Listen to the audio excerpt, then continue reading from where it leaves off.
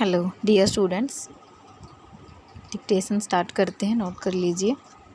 उपाध्यक्ष महोदय, प्रधानमंत्री श्रीमती इंदिरा गांधी ने हिंदी को देश की संपर्क भाषा बनाने के लिए दक्षिणवासियों से उसे सीखने के लिए अपील की है।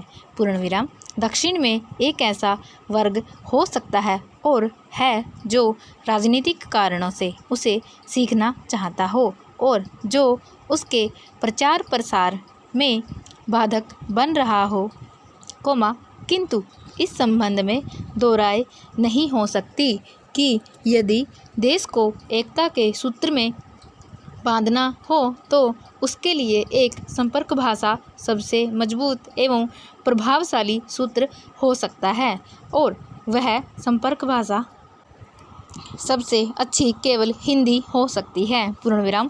प्रधानमंत्री ने यह भी कहा है और ठीक कहा है कि उत्तर भारत के हिंदी भाषी क्षेत्र दक्षिण में ऐसी धारणा न बनने दें कि वे देश के कुछ भाग पर अपनी भाषा लाद देना चाहते हैं, किंतु क्या इस बात से इनकार किया जा सकता है कि हिंदी के सिवा कोई और ऐसी भाषा नहीं है जो देश में संपर्क भाषा का स्थान ले सके। पूर्णविराम।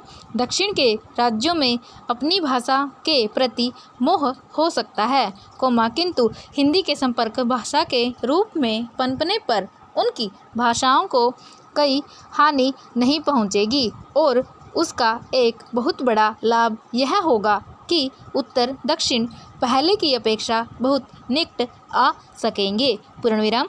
कम से कम राष्ट्रीय एकता का यह तकाजा है और दक्षिण के लोग उसे पूरा करके ही अपनी राष्ट्रभक्ति का प्रमाण दे सकते हैं। पूर्णविराम। इसलिए प्रधानमंत्री को यह कहना पड़ा है कि देश में बहुत सी भाषाएं जरूर हैं, परंतु यह एक देश है और कोई इस बात से असहमत नहीं हो सकता है कि हमें ऐसी हर बात करनी चाहिए जिससे वह एकता मजबूत होती हो। पूर्णविराम। हिंदी को संपर्क भाषा बनाने में योग देना ऐसी ही एक बात है। पूर्णविराम।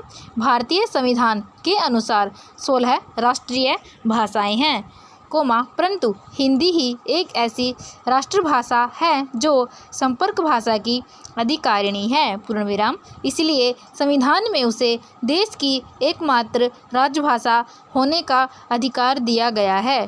पूर्णविराम।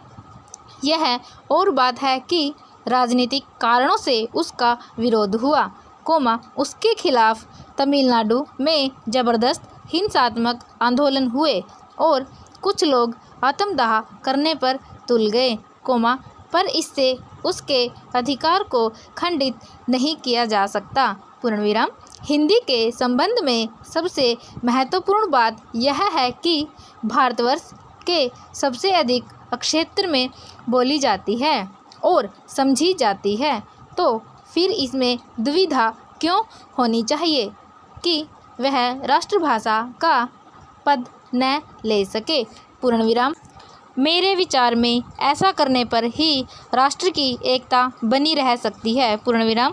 विदेशी भाषा कितनी भी अच्छी हो, वह हमेशा सबके लिए देश की राष्ट्रभाषा या संपर्क भाषा नहीं बन सकती। पूर्णविराम।